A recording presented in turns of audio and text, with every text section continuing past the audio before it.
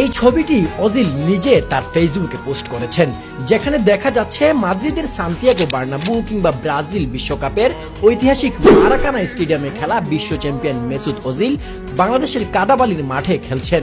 এখানে তিনি মিশে গেছেন সুবিধা বঞ্চিত মানুষের সাথে, চেষ্টা করেছেন একটু হাসি ফোটাতে তাদের মুখে। তিনি এই মাটিতেই বল নিয়ে দৌড়েছেন, নলুক পাস দিয়েছেন, ছবি তুলেছেন মানুষের সাথে কোনো অহংকার ছাড়াই। এর বাইরেও রোহিঙ্গা ক্যাম্পে আরো বাচ্চা কাচ্চাদের সাথে তিনি ছবি তুলেছেন হাসি মুখে।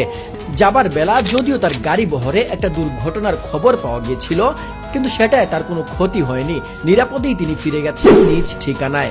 মেসুত ওজিল বাংলাদেশে এসেছিলেন কোনো পূর্ব ঘোষণা ছাড়াই, কিন্তু তাও তার প্রতি বাংলাদেশের মানুষের যে সীমাহীন ভালোবাসা দেখা গেছে, এতে একটা প্রশ্ন আসে অনেকের মনেই, ওজিল কিভাবে এত জনপ্রিয় হলেন এই দেশে।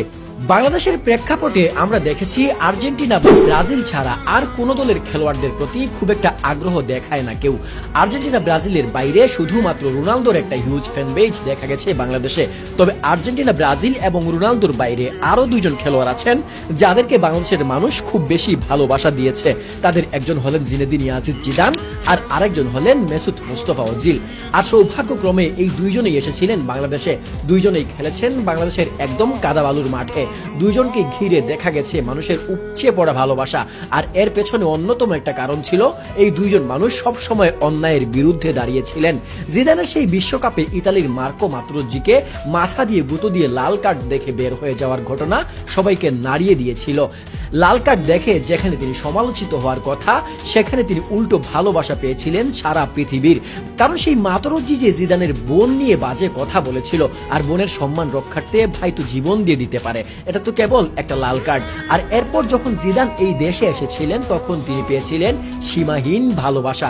আর ওজিলের ক্ষেত্রেও ঘটনাটা প্রায় একই রকম। ওজিল একজন মুসলমান খেলোয়াড়, খেলতেন জার্মানির হয়ে। জার্মানির 2014 বিশ্বকাপ জয়ের পেছনে অনেক বড় অবদান ছিল এই তারকার।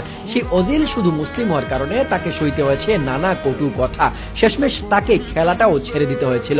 রোজা রেখে খেলতে নামতেন তিনি, তবু একটু ক্লান্তি তাকে ছুঁয়ে যেতে পারতো না। জীবনভর সত্য সুন্দরের জন্য যুদ্ধ করেছেন তিনি। তাকে মনে রাখার জন্য এই একটা বিষয় যথেষ্ট। 2014 সালের বিশ্বকাপ জয়ী জার্মানি দলের প্রাণভূমরা ছিলেন ওজিল। ক্লাব ফুটবলে রিয়াল মাদ্রিদ আর আর্সেনালেও নিজের সময়ের সেরা তারকাদের একজন ছিলেন তিনি। এরপর রাশিয়া বিশ্বকাপেও তার গায়ে ছিল জার্মানির 10 নম্বর জার্সি। কিন্তু দৃঢ়চেতা মেসুত ওজিল নিজের ধর্ম আর সংস্কৃতির সাথে আপোষ করেননি। মুসলিম হওয়ার কারণে জার্মান ফুটবলে তার সাথে যে বিরূপ আচরণ করা হয়েছিল, তার প্রতিবাদেই 2018 সালের মে মাসে জানিয়ে দেন জার্মানির গায়ে তিনি আর মাঠে নামবেন না।